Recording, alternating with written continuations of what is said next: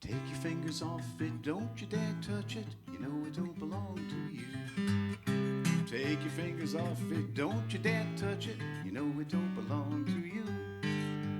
Two old maids laying in bed. One turns over to the other and says, take your fingers off it, don't you dare touch it. You know it don't belong to you. Take your fingers off it, don't you dare touch it. You know it don't belong to you. Take your fingers off it, don't you dare touch it. You know it don't belong to you. I never been to heaven, but I've been told St. Peter taught the angels how to jelly roll. Take your fingers off it, don't you dare touch it. You know it don't belong to you.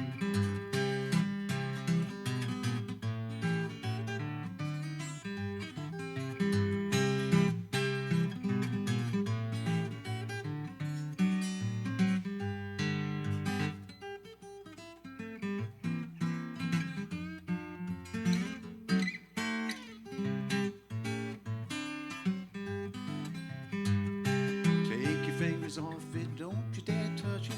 You know it don't belong to you. Take your fingers off it, don't you dare touch it. You know it don't belong to you. A nickel is a nickel and a dime is a dime. I got a house full of children and none of them's mine. Take your fingers off it, don't you dare touch it. You know it don't belong to you. I mean, you know it don't belong to you. Thank you. Thank you. That was originally recorded by the Memphis Jug Band, Will Shade and the Memphis Jug Band, 1927. I'm going to be doing another. That was on my first album. My band was the Even Dozen Jug Band, and I'll get to that in a second. But I went to a high school that was pretty fantastic in the outskirts of Schenectady, a little town called Niskayuna. And Niskayuna was the kind of high school where people went out for everything. You know, all the jocks and the hoods went out for the talent show and whatever. And then my parents had to move to Long Island, and I went to a terrible high school, and I had somehow find a way to survive. And what I did was I joined journalism class, and I got myself a column in the school newspaper and blackmailed everybody. So I had all the jocks and the hoods, because I was like the bohemian. I was like in the middle. I didn't belong to any group, you know. So I had to keep everybody under control, or I would get beat up. So basically, I blackmailed people, and I took book on the side, the racetrack. But you know, I managed to survive. But when the thing about the column was that I would go into the village, Greenwich Village, take the Long Island Railroad in, and write about the village. And I just loved going into the city. I just loved the village. And this is like 1961, 62. And I would go in, and I would walk down McDougal Street, and you would smell the cappuccino and espresso coming out of the Fat Black Pussycat and the Figaro and the Rienzi and all the coffee shops down there. And you know, you'd pass by somebody smoking a Gauloise or a Giton, one of the French filterless cigarettes. And these were the scents of the pre-hippie, post-beatnik era, which just fit into those early 60s years. And there were three storefronts on McDougal Street that I was gravitated to during this time of my life. Upstairs was a place called the Folklore Center, and that was owned by Izzy Young. The Folklore Center was the hangout for people that loved roots music and singer-songwriters, and there weren't that many in those days, and they all gravitated to the village, and they would hang out at Izzy's place, the Folklore Center. That's the only place you could find a Broadside magazine or a Broadside record with Phil Oakes and Bob Dylan on it. You know, Dylan recorded his Blind Boy Grunt. And then I would wait at night. I would go down to the Gaslight Cafe downstairs. That was down from the Folklore Center. And the Gaslight was just amazing. And I would just sit there with this huge cappuccino and just watch guys like Tom Paxton and Len Chandler and Noel Stuckey, who became Peter, Paul, and Mary, and Len Chandler, and all these guys, and Ramblin' Jack Elliott. And it was just like, I sit there, these guys just a few feet from me, and it was like this music that I had never heard before, that I was all of a sudden exposed to and just fell in love with. But the person that I really was drawn to was the master of ceremonies, whose name was Dave Van Ronk. And Dave was an old, grumpy socialist, and at the age of 27, by the way. And he was like one of those grumps. And I asked Dave if he gave lessons, and he said, "Yeah, I'll teach you." So I rented a guitar. I didn't know what to. I took home a guitar and I learned some chords. And I was like shaking. I'm going to go see Dave Van Ronk. So I got myself some rosin because I saw that violinists put it on. So I figured, oh, it's a string instrument. So I put the rosin on. I couldn't move my fingers from just like stuck there until I found out that I was making a total ass out of myself. But I went in with my rosin-less guitar and went up to Dave and Terry's walk-up, which I think was on the 6th floor on West 15th Street. And the first time I went up, Bob Dylan was sleeping on the couch. That's when he first came into the city from Minnesota. And he stayed a lot at Dave and Terry's. Terry, Dave's wife, was managing him. That was Dylan's first manager. But in retrospect, based on Dylan's own chronicles and what people have said over the years, I do believe that Bob Dylan has slept on every couch in Greenwich Village. But I took lessons from Dave for a couple of years, and he was very scary. He would I thought he was going to hit me if I didn't have my lesson down. But anyway.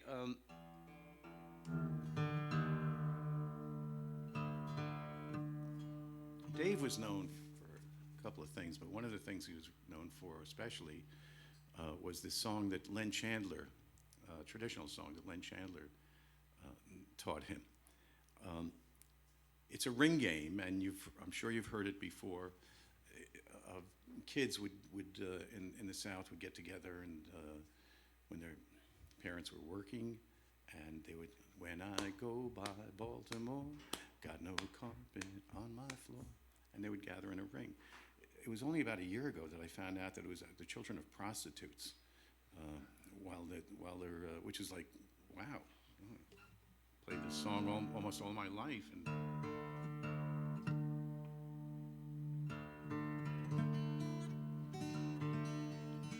so in tribute to my teacher, Dave, this is one of my lessons. God, did I work hard at it. So if I make a mistake and commit hara-kiri on stage, you'll understand why.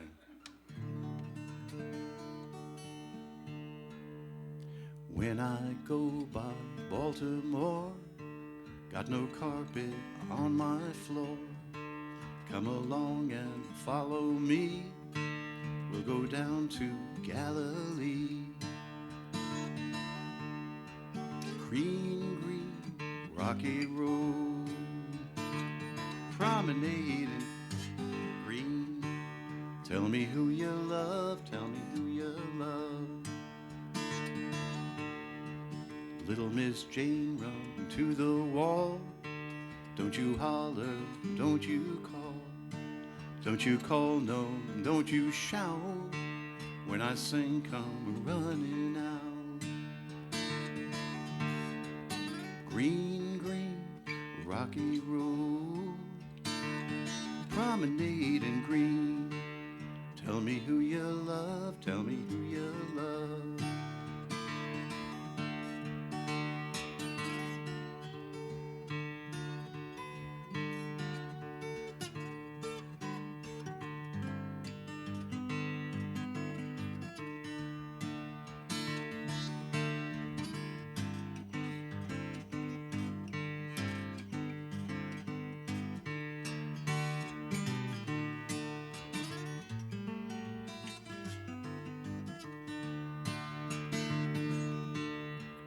See that crow way up in the sky? He don't walk, no, he just flies. He don't walk, no, he don't run. Keep on flapping to the sun.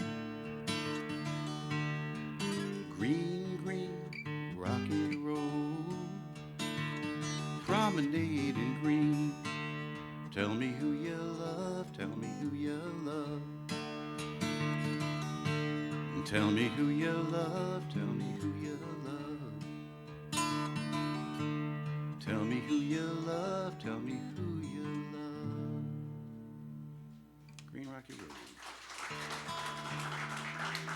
Thank you.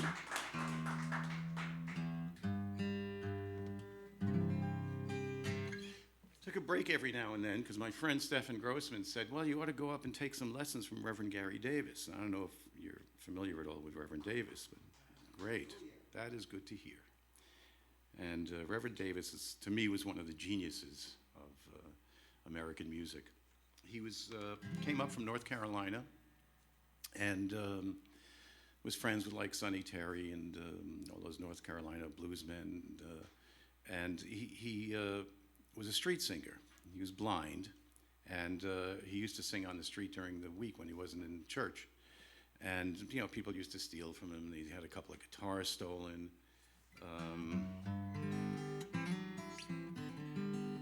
And he lived with his wife Annie in a tiny hovel up in the South Bronx.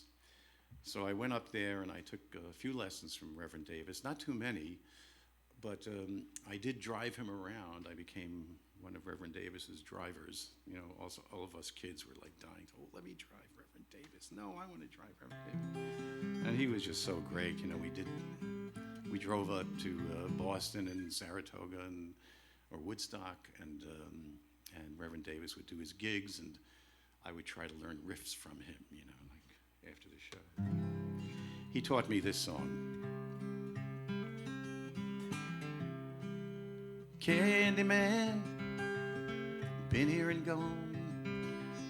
Candyman, been here and gone.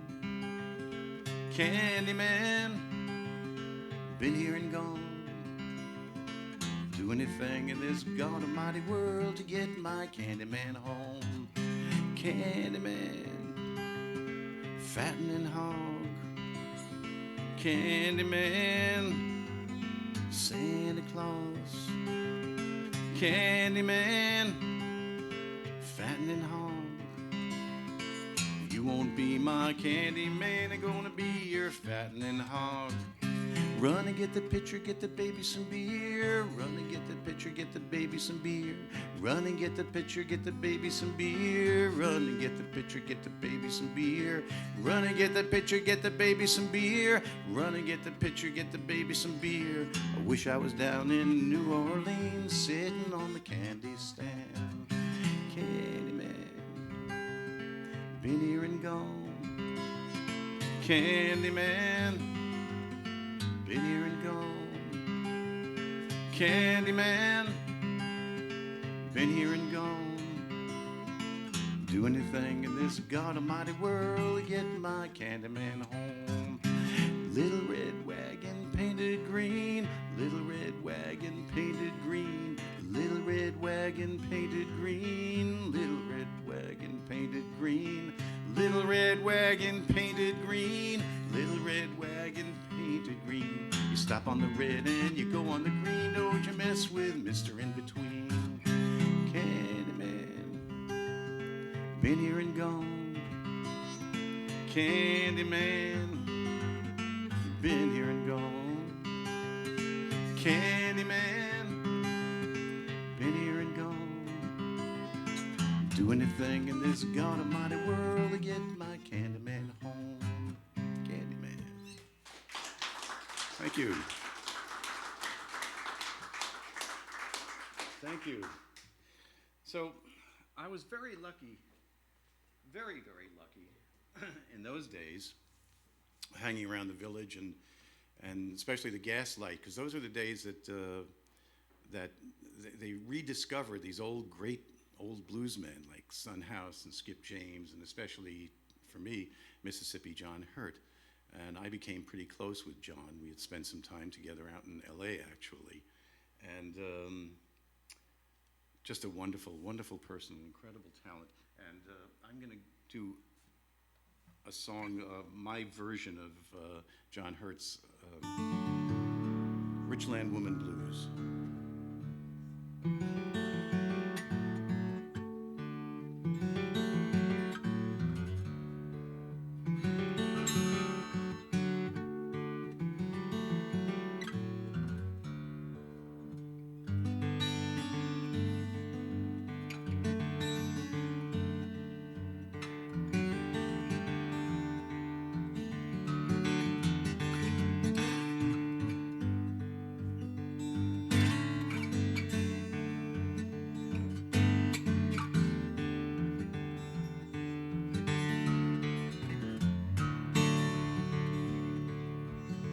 Give me red lipstick, a bright purple rouge, a shingle bob hairdo, and a bottle of booze. Hurry down, sweet daddy, come and blow your horn. If it gets too late, sweet mama will be gone. Every Sunday morning, you ought to see me go. My wings spread out, the preacher told me so. Hurry down, sweet daddy, come and blow your horn. And if it gets too late, sweet mama will be gone. Went to the fashion shop, I found the one I liked best. Your own sweet mama wants a brand new dress. Hurry down, sweet daddy, come and blow your horn. And if it gets too late, sweet mama will be gone.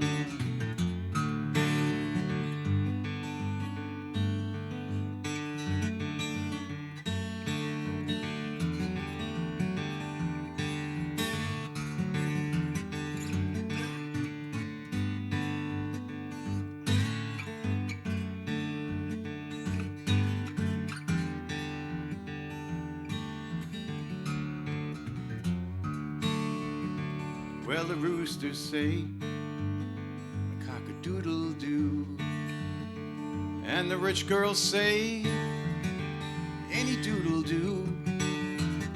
Hurry down, sweet daddy, come and blow your horn. And if it gets too late, sweet mama will be gone. Mississippi John Hurt. Thank you. So there we were. There were a bunch of kids in the village that were all musicians around my age, a little bit older usually. There was like two contingents. There was the bluegrass contingent and there was the country blues contingent. I was part of the blues contingent. But we all were friends. We all wanted to make music together. And so the common denominator that we found was jug band music. And we formed a jug band. And we called it the Even Dozen Jug Band, even though we never knew whether 5 people would come to a rehearsal or 20. You know, it was just it was incredibly loose. We were all in school.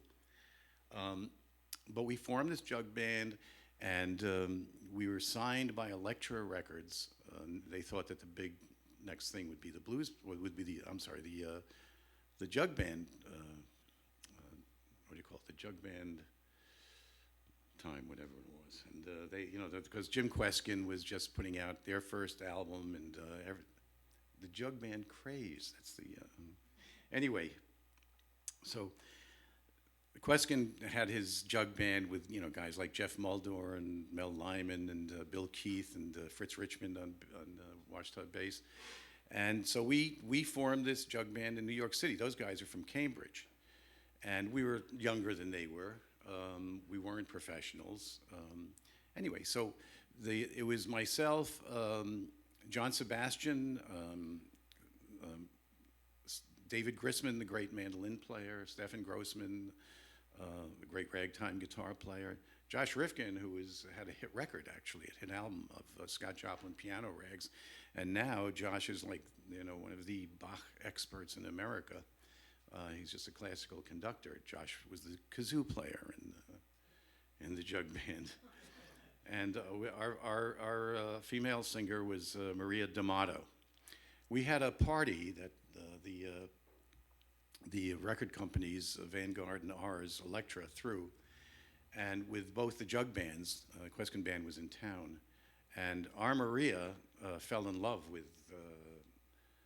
Jeff Mulder that night from Queskin's band. She got really drunk and threw up all over Jeff, and Jeff asked her to marry him. Some people have weird taste, and she became Maria Mulder, and she left our band, and the rest is jug band history.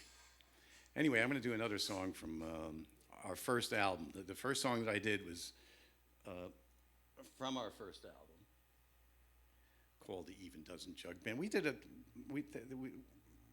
had a cover shoot for our album, and because nobody knew when how many people would show up, only 11 people showed up, and we're the jug band, the Even Dozen Jug Band. So we grabbed one of the guy's girlfriends, and I think her name was Marlene or something like that. But there's this person who has nothing to do with the jug band on the cover. The album opened with this song, again by Will Shade and the Memphis Jug Band, and it's called On the Road Again.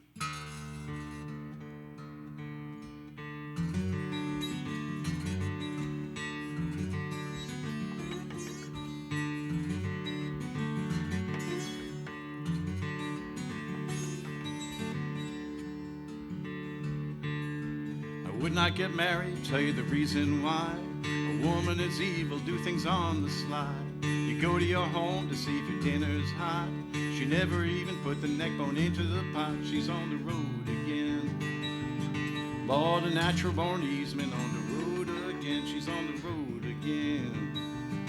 Lord, a natural born easement on the road again.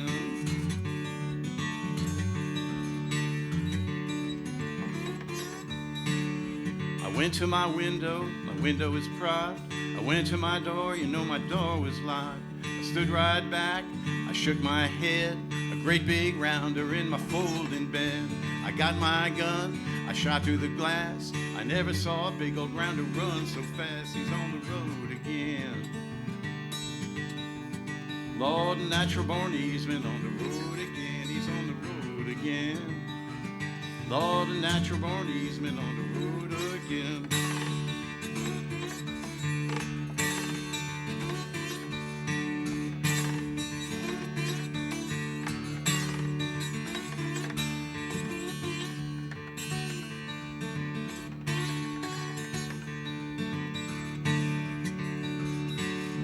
Friend come to my house, he puts down his hat. He says to my wife, where is your husband at? Well, I don't know, they say he's in the pen. Well, come on, mama, let's get on the road again. He's on the road again. Lord, a natural born easement on the road again. He's on the road again. Lord, a natural born easement on the road again.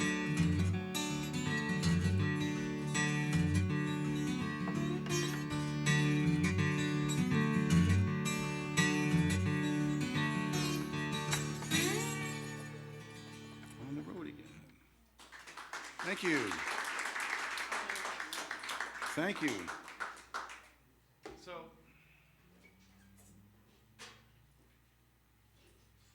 I know you may be thinking, oh wow, a flat pick.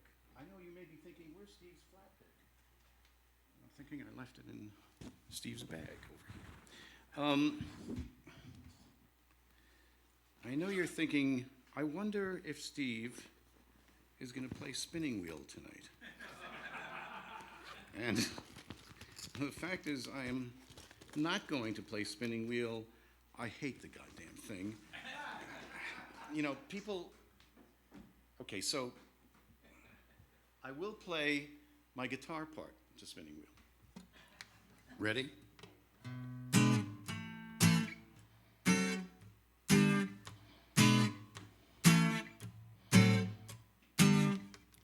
So people have, thank you. Thank you. That wasn't easy. I worked up a sweat. People would come up to me and they'd say, wow, you guys, all you rock guys did a lot of drugs, in the 60s and 70s. I said, well, if you had to play that every night for 6 years, you'd be taking a lot of drugs also.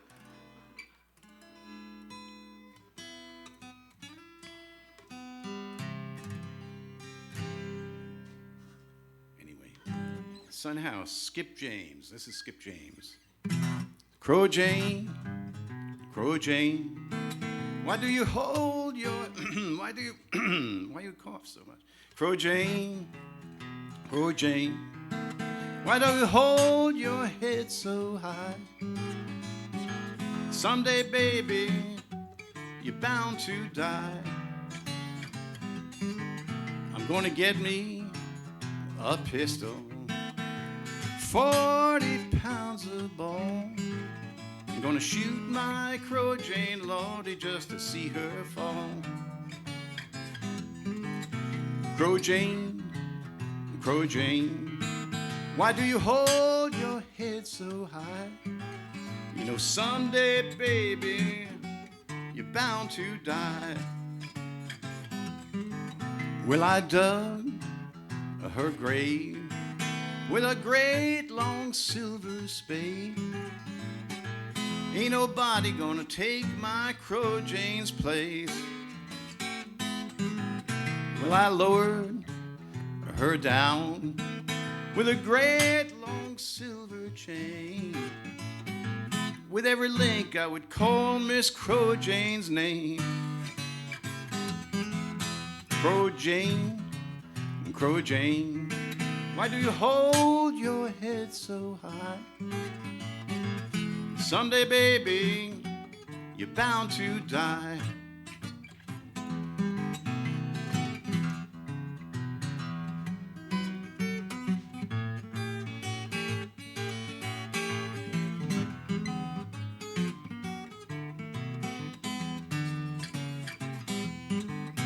Well, you won't miss your water until your well runs dry. Well, I didn't miss Crow Jane, Lord, until the day she died. Almost made it. So the jug band broke up, and well, we didn't break up. We're never really together. We did the Tonight Show with Johnny Carson. They only let 5 of us do the show because it was a union thing. And Carson played comb, and Leo DeRocher played kazoo.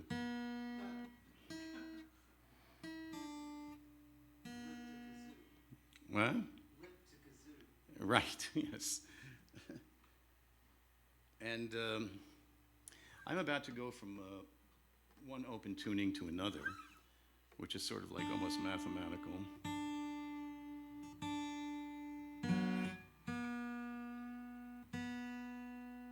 Trying to figure this out. Thank God for these little things that the little snarks. And they're so cheap. The great thing is that, if you leave it on by accident, you can just order another one for like $9.99 or something. What? 6? You get it for 6? 6 snarks? Wow, good for you. Do you use them all at the same time? That would be very confusing. That's true. That's true. That's true.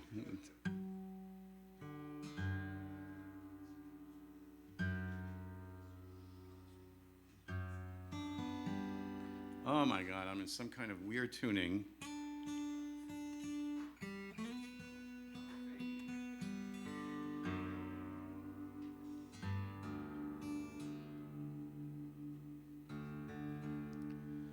So, got back from,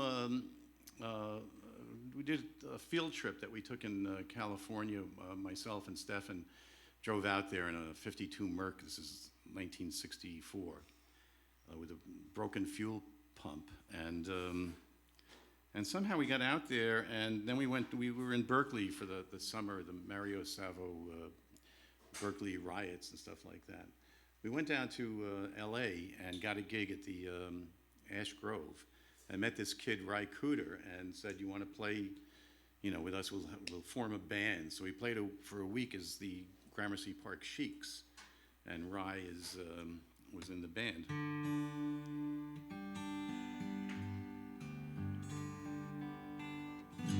And then we came back, and I wound up teaching at a place called Fretted Instruments on 6th Avenue. And if you don't like the stories, by the way, just throw something at me. I wrote my book 2 years ago. It came out, and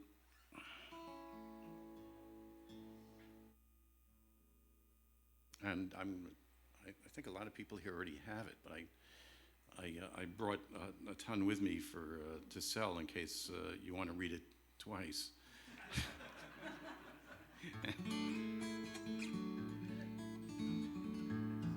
And also a CD that I did with Danny Kalb and Stefan Grossman. So we came back, and I was teaching at Fretted Instruments. But I was also back in school. It's CW Post College in Long Island. CW Post College was Marjorie Merriweather Post serials, and their daughter was Dina Merrill, the actress. And I had my English class in Dina Merrill's dollhouse, which was pretty big, but the ceiling was like right above our head, like Cal couldn't take an English course there.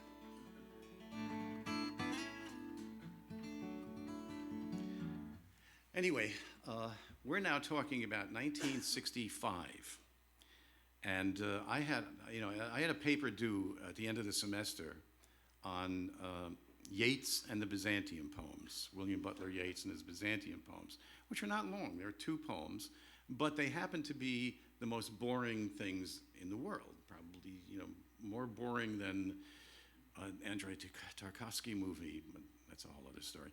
Anyway, so I had this paper due, and I was teaching, and my friend Danny Kalb, who also is a student of Van Rogge, came up to where I was teaching and said that he started like a blues band, and he lost his rhythm guitar player and wanted to know if I would like to audition. And I said, "Danny, I don't play electric guitar. I never did play electric guitar. I wouldn't know what to do. I mean, I know it has dials, and there's a hole in the thing to put but I aside from that, I have no idea. I wouldn't know how to play it." And he said, "Well, we'll put a pickup on your guitar. Come tomorrow to the Night Owl, and you'll audition." Now remember, this is '65, and the Night Owl was the Flying Machine with James Taylor was playing there, and Circus Maximus with Jerry Jeff Walker, all kinds. We'd go up the street, and there was the Cafe Bazaar with the Lovin' Spoonful, the Cafe Wah, with Jimmy James and his band, and who went to England, became Jimi Hendrix, Richie Havens. These guys were passing around the basket. And anyway, it was an incredible time, but I was still playing acoustic guitar. But I went the next day. We put in my pickup, and the thing is, it was on 10. And Danny didn't notice this, and we put it into the amp, and the amp was also on 10. And this huge, horrible sound came screaming. I felt like I was being attacked by a herd of elephants, and it was really horrible. I mean, it really scared the shit out of me. But then again, after I took my first acid trip, it was like, wait, I can't wait to hear some more feedback, So things changed, within the year. But that really scared me. So I figured I'm gonna turn my volume down to 0 and just sort of fake my way through the set.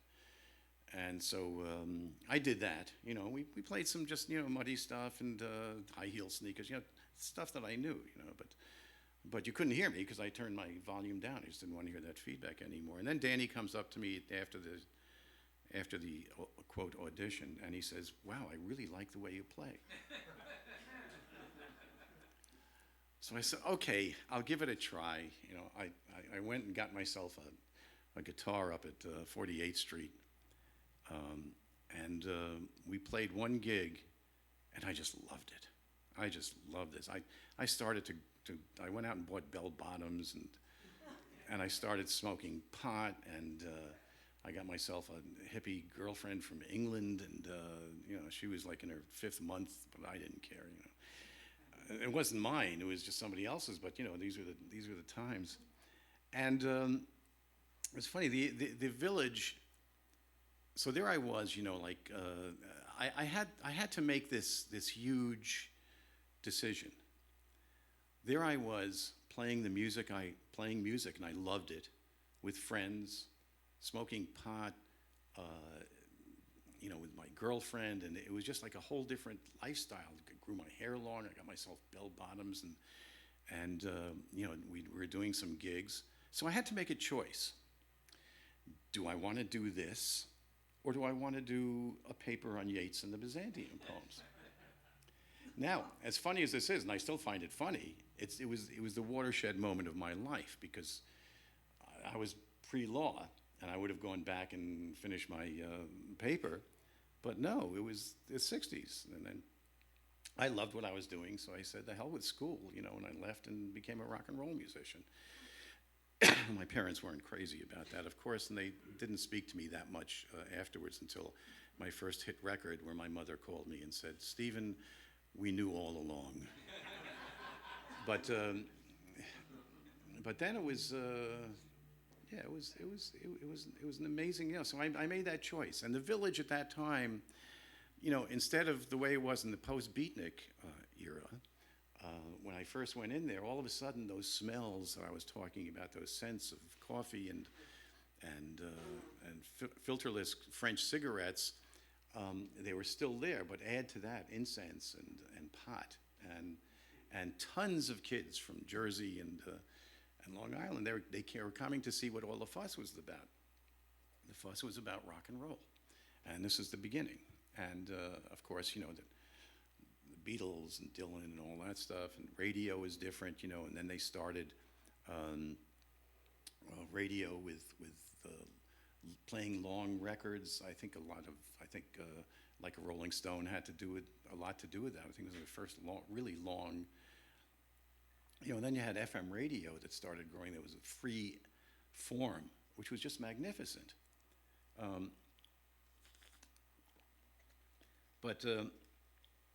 So there I was in a rock and roll band. We called ourselves the Blues Project, and we made 3 albums for a very terrible label called Verve Folkways. I don't know. I have a mental block. They were so bad.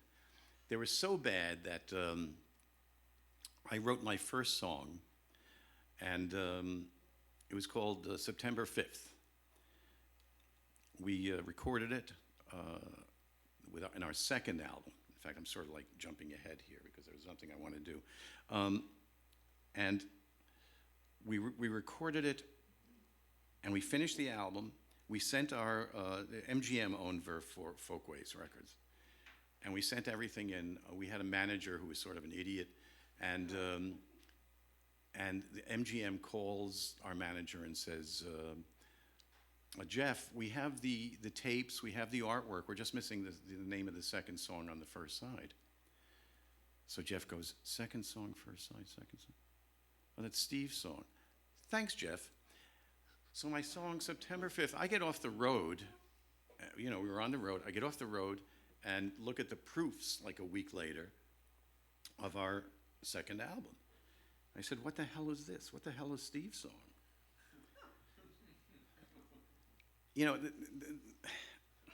One of the reasons why I've been going out and performing is because I want to get to as many people as I can and tell them that I would never, ever name a song after myself. But you have like puppies and kittens, they grow up to be cats and dogs, and they die, and you get another one, but I got to live with this goddamn thing for the rest of my life, Anyway, we recorded that as, with the band, You Can't Call Me from a snow-white starlit stairway, drums, bass. This is the way I wrote it.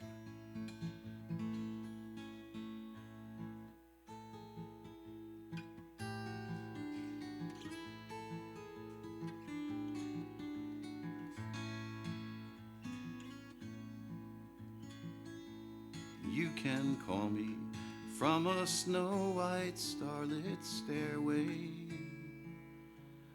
I may hear and not be far away at all, but the sounds of our winter's love at nighttime, they have vanished, they have silenced into fall.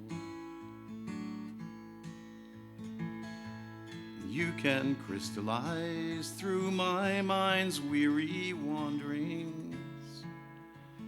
I may see your shadowed image on my wall,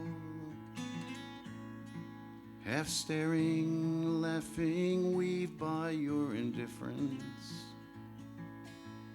I would rather feel the pain than none at all.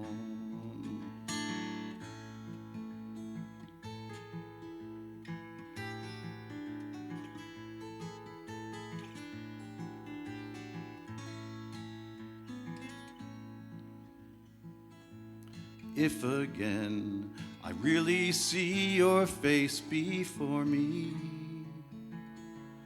and we lie again together side by side, don't call me as I walk into the morning. Please just realize that the pure has often died.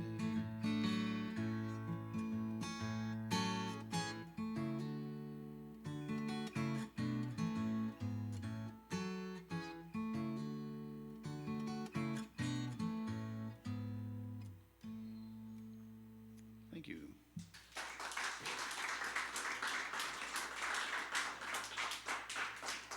I'm going to go back to the first Blood, Sweat, and Tears album, which was, see, what they did was they gave us a budget for, I mean, we had 3 albums. 2 of them were live, actually 1.5, because they didn't want to spend the money for us in the studio. And even our second album, which was called Projections, we used to go in for a 3-hour session, and I remember I wanted to redo my vocal on that particular song, and our producer said, well, you can't. Eric Burden is waiting upstairs. He was the same, he had the same producer.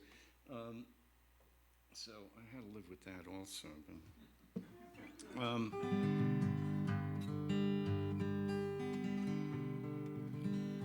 Anyway, the first album, this is sort of like a, well, not really a request, but we were talking about this before, about how beautiful the Donovan song is. And we were at the Cafe Ogogo, and Roy had broke his foot pedal, and somebody had to do something. So I went up and I just sang the Donovan song, Catch the Wind, and we worked it up into the set and recorded it. So this is from the first, okay. This is from the first Blues Project album, and it's the Donovan song, Catch the Wind. And I just love this song. Ricky Lee Jones did a great version of it. In the chilly hours and minutes of uncertainty, I want to be in the warm hold of your love and mine, to feel you all around me, and to take your hand along the sand. Ah, but I may as well try and catch the wind. When sundown pales the sky, I want to hide a while behind your smile, and everywhere I'd look, your eyes I'd find. For me to love you now would be the sweetest thing. It would make me sing. Ah, but I may as well try and catch the the wind.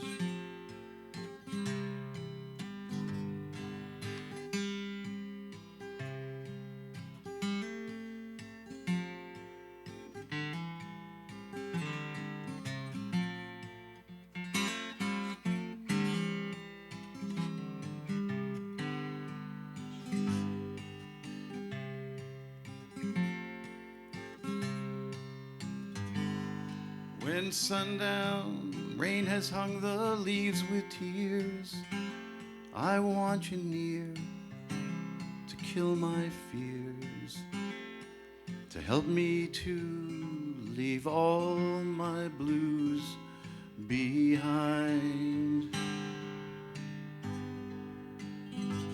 'Cause standing in your heart is where I wanna be, and I long to be. But I may as well try and catch the wind. But I may as well try and catch the wind.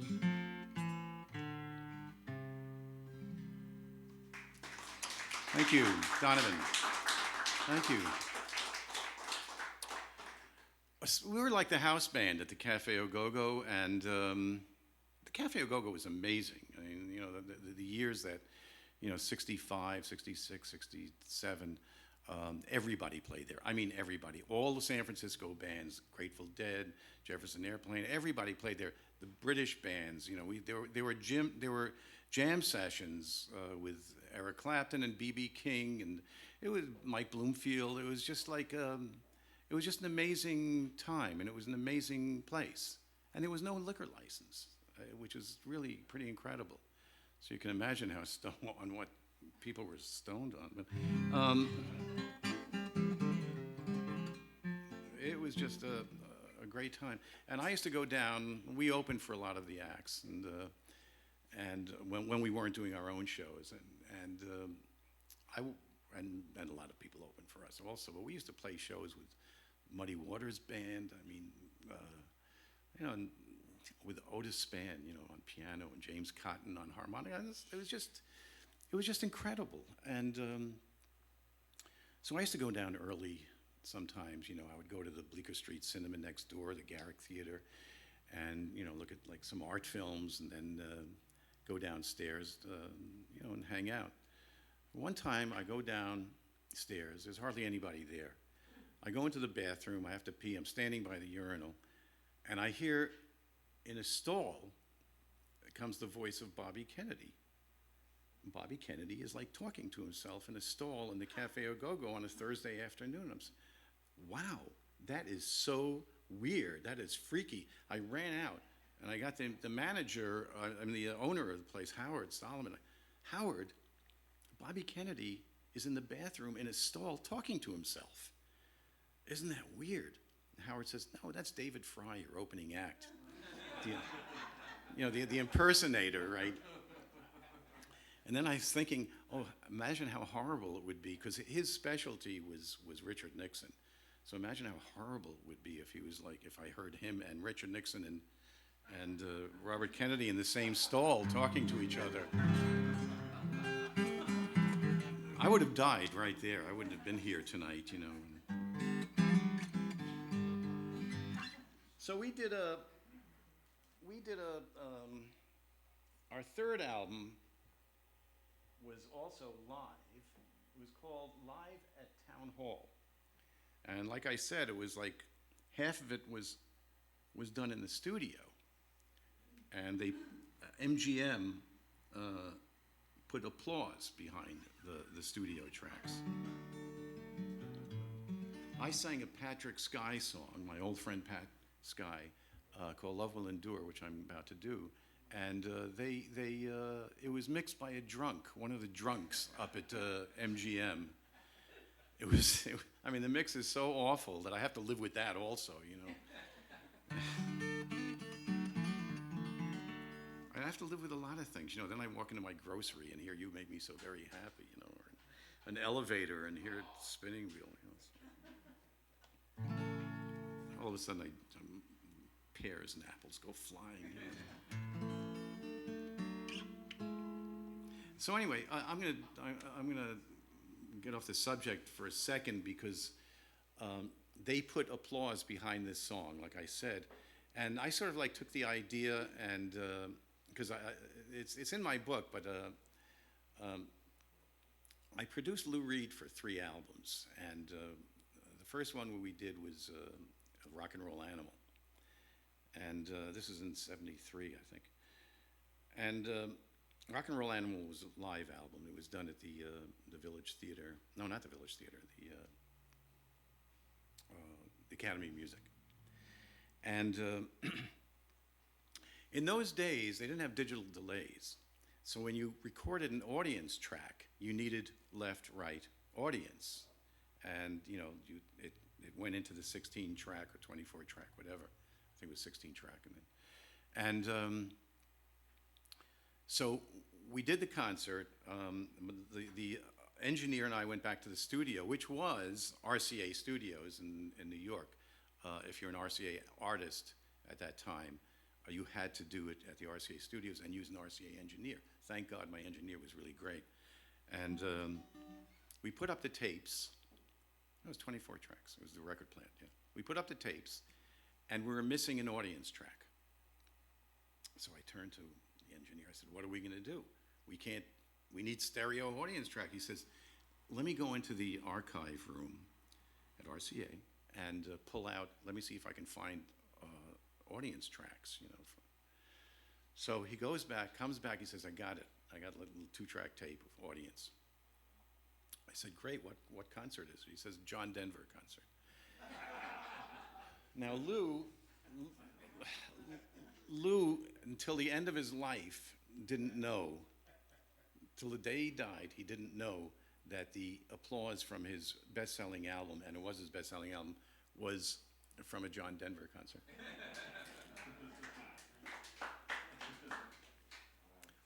Maybe Lou can hear you. Anyway, for sure that if he did find out, it would kill him anyway. So, anyway, getting back to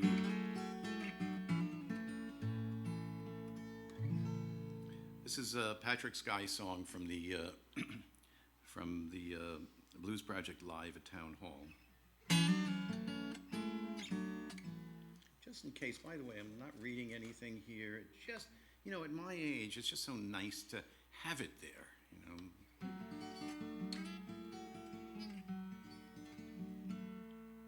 Lyrics. Okay.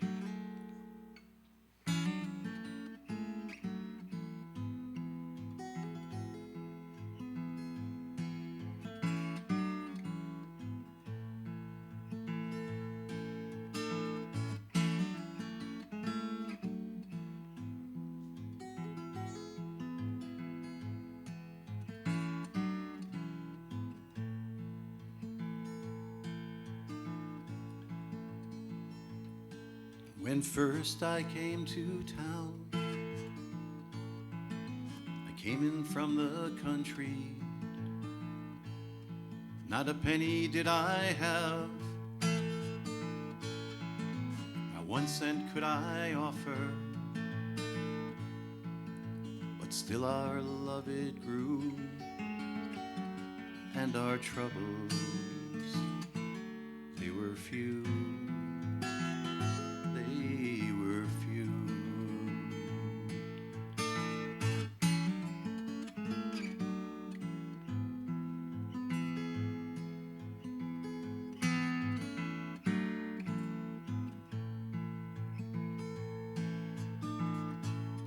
Many times I tried to tell you all the hurt that I was feeling, but thoughts stumbled in my mind, and words they lost their meaning. I didn't mean to cause you pain, so I'm leaving once again. Once again.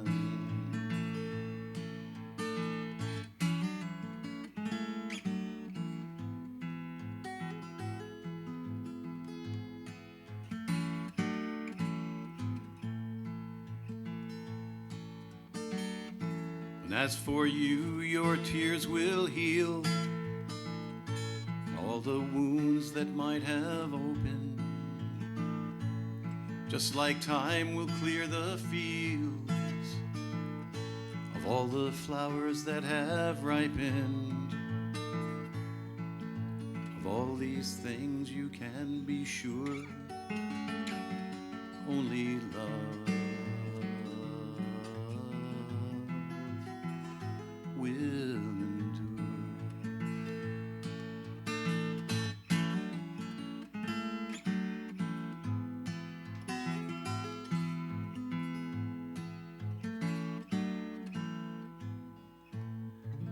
Patrick Sky.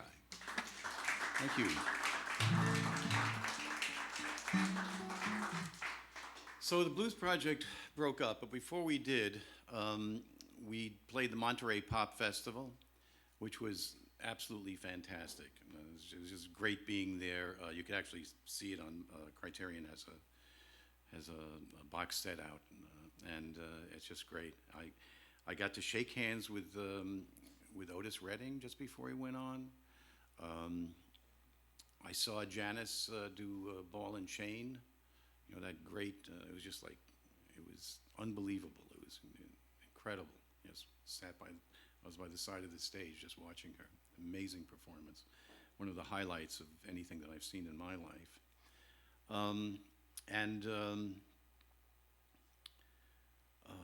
Oh, yes, Jimi Hendrix. Jimi Hendrix and I had dinner. There was a hot dog stand in the back. And Jimmy, myself, and our keyboard player at the time, John McDuffie, who was a friend of Hendrix, we had hot dogs, you know, a couple of bags of potato chips. Now, my publishing company, and they never got to change this, although I requested it, wrote down as part of my bio that I jammed with Jimi Hendrix. I never jammed with Jimi Hendrix. I shared a bag of potato chips with Jimi Hendrix, and I think that's a lot cooler. Everybody's jammed with Jimi Hendrix, but how many people have shared a bag of potato chips?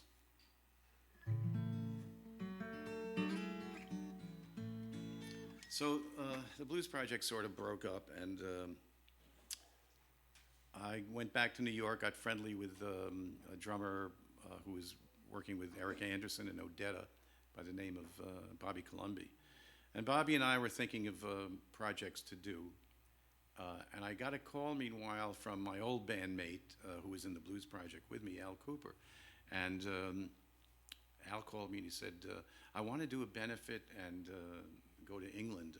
I want to raise enough money for myself to go to England and just, you know, start a new career over there. Would you and Bobby and who, you know, if we can put together a little band, would you guys play at a benefit for me at the Go-Go? And I said, sure, you know. So we worked up some things, you know, and we did the benefit. Nobody showed up. Well, I mean, if enough people showed up to get, Al got a taxi to the airport. And he came back because he didn't have enough money for a ticket. So I said, Al, why don't you might as well stay here, you know, and, you know, we'll form a band. And Al had this idea, which I thought was great, to put horns in the Blues Project, but Danny Cal didn't want to do it. Meanwhile, Al and I were both listening to an album by the Buckinghams called Time and Charges, and they used the horn section from the Chicago Symphony Orchestra. And it was produced by James William Guercio. And it was, the horns, the charts were like so non-R&B, but they were fabulous. You know, we wanted to like put together a band, you know, a horn section that we could take on the road with us and have these kind of charts, you know. And so we did that. We got ourselves a horn section, but it wasn't just a horn section. These guys are incredible. Randy Brecker, Fred Lipsius. I mean, it was just a great horn section. So they brought their personalities into what we called Blood, Sweat, and Tears. And we recorded, well, actually, the horn section, in fact, was on salary at first, only for a week or so. And they said, wow, this music is, we really love being with this, so we want to be in the band instead of just... So we said, great, fantastic, you get starved like the rest of us. And, but we made our first album in 2 weeks. It's called Child is Father to the Man. And 2 weeks is pretty incredible. It's like no time at all.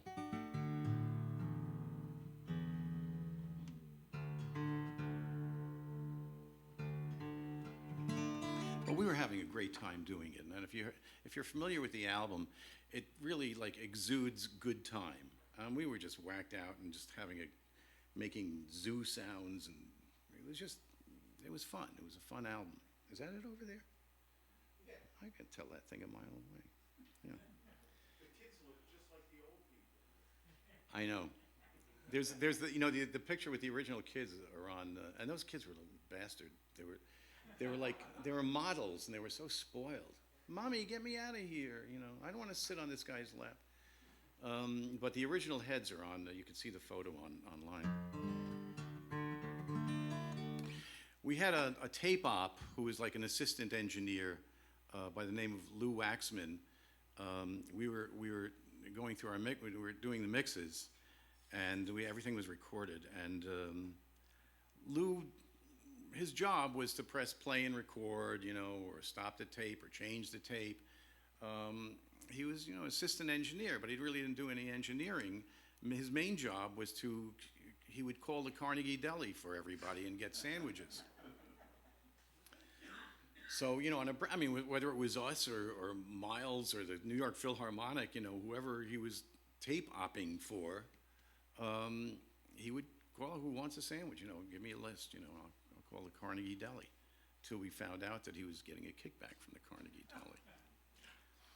So one day, he erased a mix by accident, a song called House in the Country. And we said, he just fell on the floor crying. Because this would have cost him his job normally. Isn't, the union engineer. He said, oh my God, I can't believe what I've done. And we just it was so pitiful. Tears were in his eyes, and Lou was like this, he was like 60 years old, balding guy, smoked a pipe, a little mustache, thick glasses. And we just said, Lou, don't worry about it. We won't tell anybody. It's just a mix. We'll redo the mix. It'll only take a few hours, but, we felt so bad. He said, really, guys? You really do that for me? And I said, yeah, don't worry about it. I said, oh, God, I owe you. Oh, my God, I can't believe this is so great. You guys are the best. Anybody hungry? Anybody want a sandwich from the Carnegie? I was about to call the Carnegie Deli. And people have fun. Okay. I sang 2 songs. One was my own, but I don't want to depress you with that. It was, it was about a woman who left me, and I got really angry and wrote this nasty song. Most of my songs are about, I was the ballad guy in all these bands, and most of my songs are about women that left me, because I realized when the first one happened, wow, I'm onto something here, because I would get royalty checks, from all of these women that would leave me, so I was never the greatest, never made the greatest partner in the world. Until I met my wife, and we've been married for 30 years. Now I can't write a love song.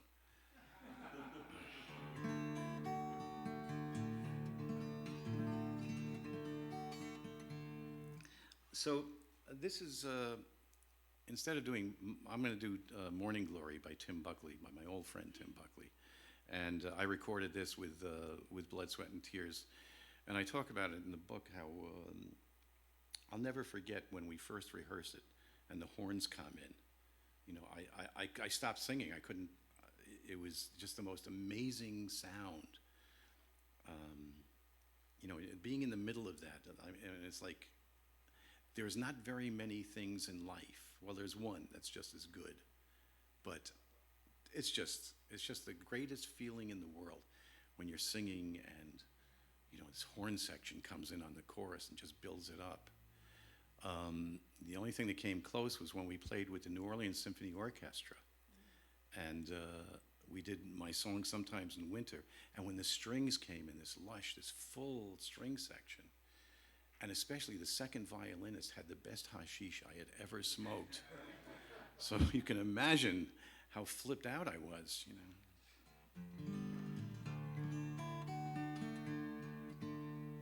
Morning Glory by Tim Buckley.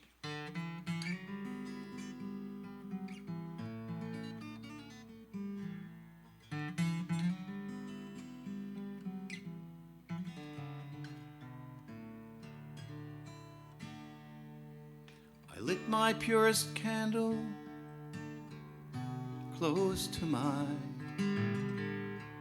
window, hoping it would catch the eye of any vagabond who passed it by. And I waited in my fleeting house.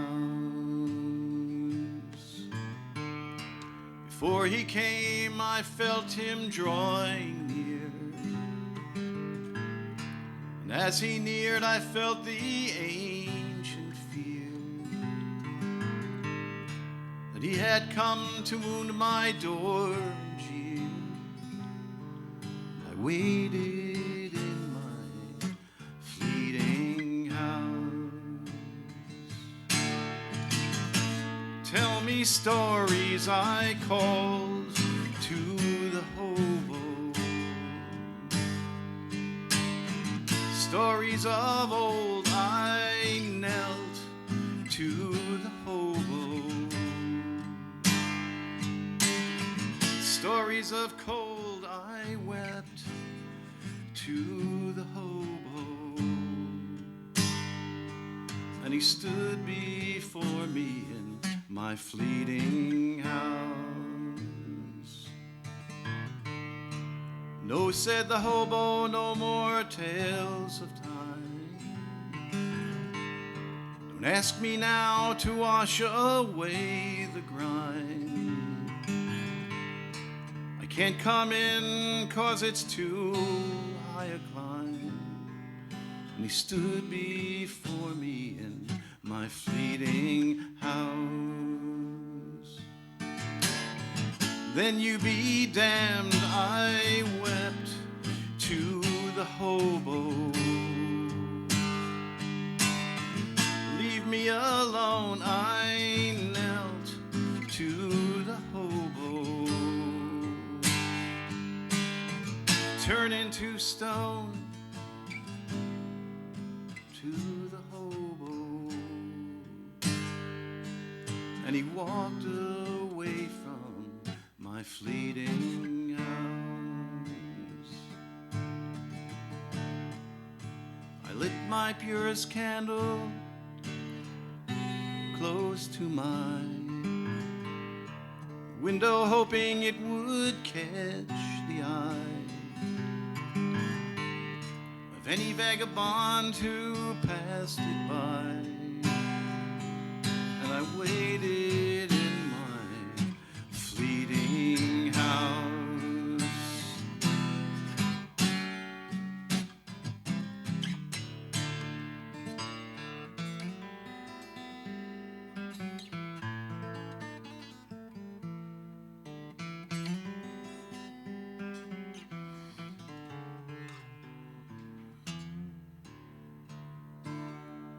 Tim Buckley. Thank you.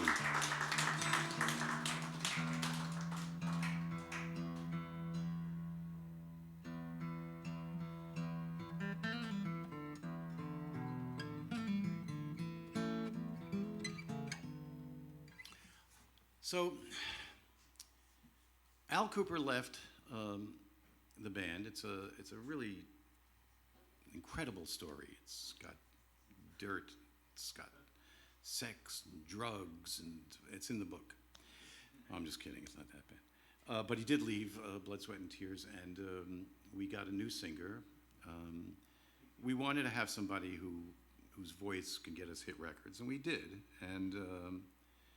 And we did our second album, and that was the one that had all the hits on it. You've Made Me So Very Happy, and When I Die. It sounded sort of like...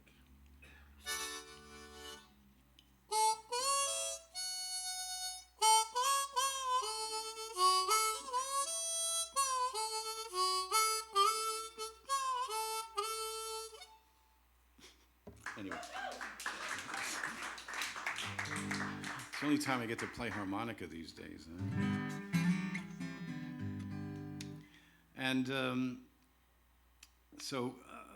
oh yeah, Al left the band, but we did a promotional tour first, you know, when that first album came out.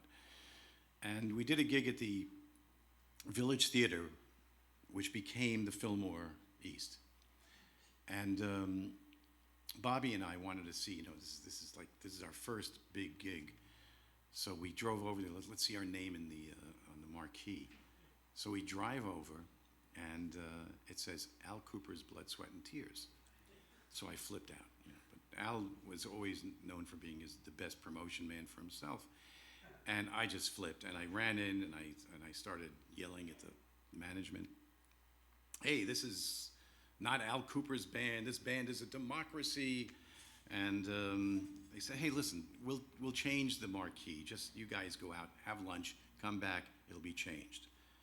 So we go out, have lunch, come back, and the marquee is changed to Al Cooper and Steve Katz's Blood, Sweat, and Tears.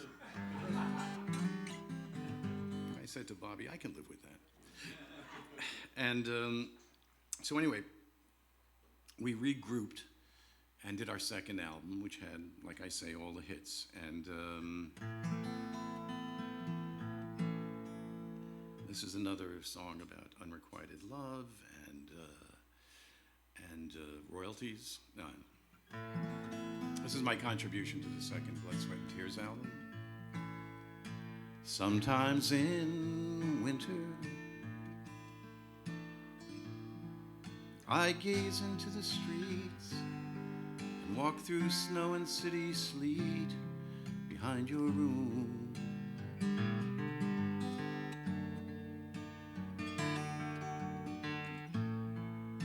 Sometimes in winter,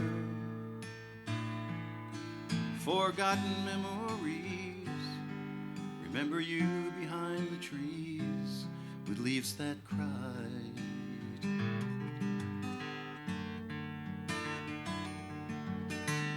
By the window once I waited for you, laughing slightly you would run. Trees alone would shield us in the meadow, making love in the evening sun. Now you're gone, girl, and the lampposts call your name. I can hear them in a spring of frozen rain. Now you're gone, girl, and the time slowed down till dawn. It's a cold room, and the walls ask where you've gone.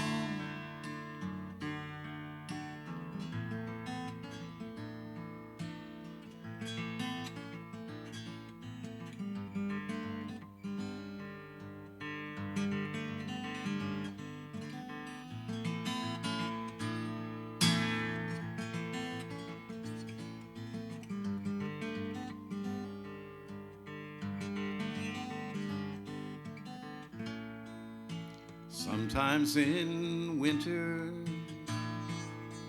I love you when the good times seem like memories in the spring that never came.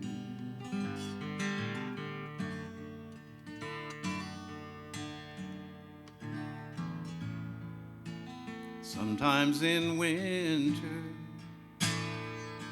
I wish the empty streets would fill with laughter from your tears to ease my pain.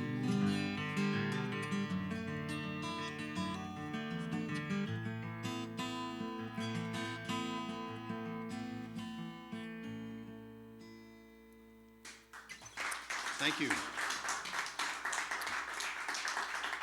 So, we won all kinds of awards. We won 3 Grammys, including Album of the Year. We beat out Abbey Road. That's pretty weird. But another one of my fondest memories was that the Grammy for Album of the Year was presented to us by Louis Armstrong. So we got to hang out with Louis for a while, which was really, really fabulous. And yeah, so we were like. We were booked constantly. October of 1969. And we're booked, we're like a huge band, we've got hit records and everything, hit albums, hit singles. But I become more political. I've become more left-wing and very much opposed to the war in Vietnam, actively so. And so we were booked. October was pretty amazing in New York because it was the first time the Mets were in the World Series, and there was with the Orioles, and also there was the big moratorium march against the war that was happening in a few cities, but the biggest one was going to be in New York. And we were booked that day. I went to the band about a month before, and I said, listen, you can fire me, you can get a sub, you can cancel the gig, but I am not playing that day. I love you guys, I love the band, I love but it's more important to me to march against this war and against the Nixon administration. And so they canceled the gig. The night before the gig, I get a phone call from a friend of mine. He said, I got an extra ticket to the game tomorrow. Yes, Mets wanted an extra innings. It was a fabulous game. That was one that Swoboda made that catch. And here it is. So I left BS&T after a couple of more albums and produced Lou for a few years. And did a lot of independent production. I was asked to produce a band that was it was going to be Doug Ewell from the Velvet Underground and Craig Fuller from Pure Prairie League. Amy, what you going? And I said I'd rather be in the band, So the three of us called ourselves American Flyer, and we asked Eric Katz, the great writer, wrote Love Has No Pride and a whole bunch of stuff for Bonnie Raitt. We asked Eric to be in the band also. So it was the four of us. We had a lot of record companies really wanted us, and there was like a bidding war. And but my friend Al Teller, who just became head of UA, came to us and said, I don't know, I can't offer you the money that Columbia's offering you or RCA. But is there anything that I can do to sweeten the pot? I mean, anything, I said, yeah, get George Martin to produce us, the Beatles producer. So that's what he did. So we signed with United Artists, and our first album was produced by George Martin, who was one of the most wonderful and most talented people I've ever worked with. I feel honored to have had George in my life. He was a fantastic human, and the things, listen to those Beatles albums, listen to George's contribution. As great as the Beatles were, not to take anything from them, but George really just added to these guys. He had a lot of his background vocal ideas and all the keyboard work, all of the orchestral, some of the cello stuff and George was just great to work with. I used to follow him around the studio out in Malibu. And, George, how did you do this with the Beatles? How did you do that with the Beatles? Get off my back, Katz. Leave me alone. Anyway, I thank you for coming, and I'm going to do a song from that album that I wrote called Back in '57. This is from the first American Flyer album. We had actually done this with Blood, Sweat, and Tears, and it came out like a funeral dirge, and it was just so awful. But George really liked the song. I sent him just a copy of me playing it with the guitar, and he wanted to do it. So he Beatled it up a bit, and it came out really, really well. So from the first American Flyer album, back in '57. Sleep, little girl, you're a candle in a cold, cold world, and I'm the lucky one, afraid as I am. I know I'm your only man.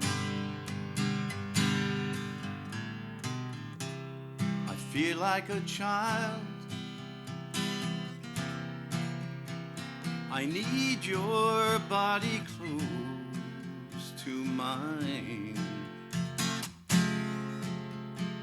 and friends for life ain't easy to find, but you are a friend of mine. Feel like a boy now in the same ways.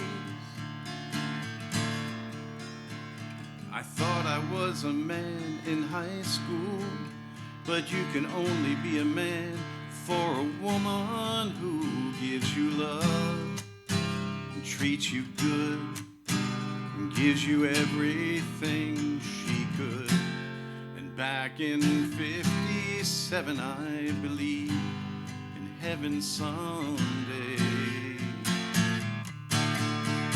Back in 57, I believe in heaven someday.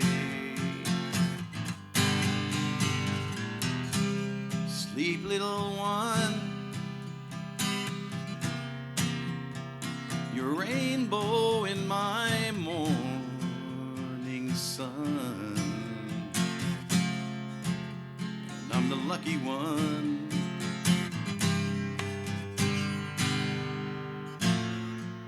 I know I'm your only man. I feel like a boy now in the same ways I felt like a man in my high school days. I've been bought and I've been sold, but that's just rock and roll. And back in 57 I believed in heaven someday. Whoa. Back in 57 I believed in heaven someday. Thank you and good night.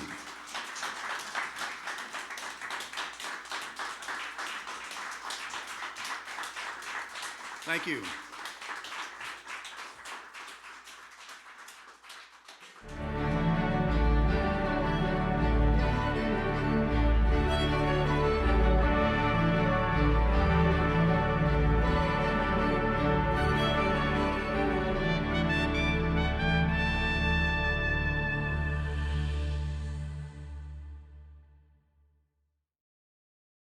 The proceeding was made possible by the Victor Talking Machine Company and music fans worldwide. Investing in Victor means investing in musicians and their music. Be sure to like and subscribe to this channel for the latest updates on Victor Talking Machine Company's mission to change the music industry. Visit VictorRecords.com to discover new Victor records and artists, and make sure to visit our catalog of Victor home audio instruments.